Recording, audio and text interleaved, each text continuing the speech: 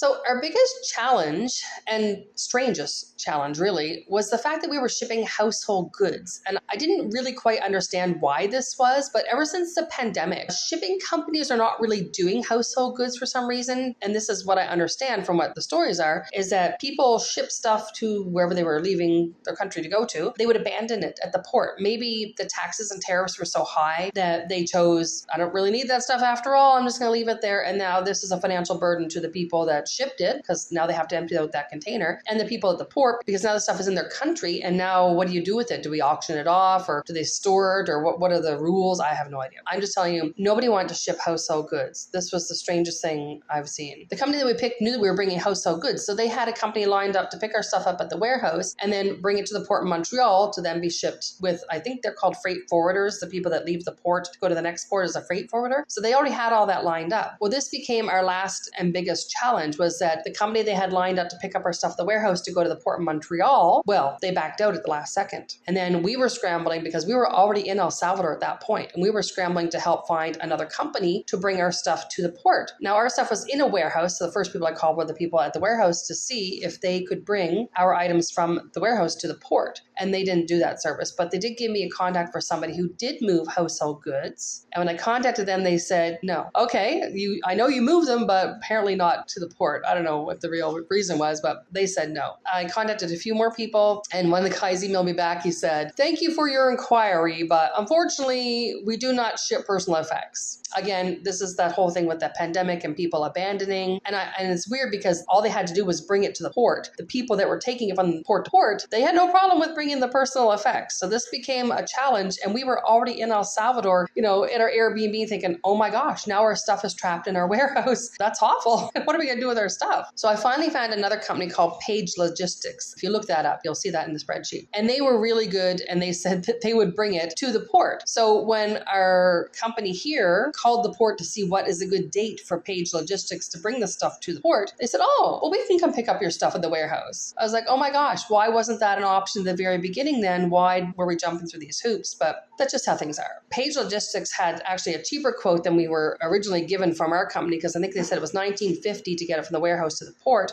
and Page Logistics said $17.50. So I did tell them that, if the company that's at the port's going to come get it, make sure they're not charging any more than $17.50, because we could get Page Logistics to take it cheaper if that's the case. So we didn't end up using Page Logistics, but the guy I talked to was Paul, and we had lots of emails back and forth because everyone always wants to know, why are you leaving Canada? They always want to know, why would you want to leave Canada?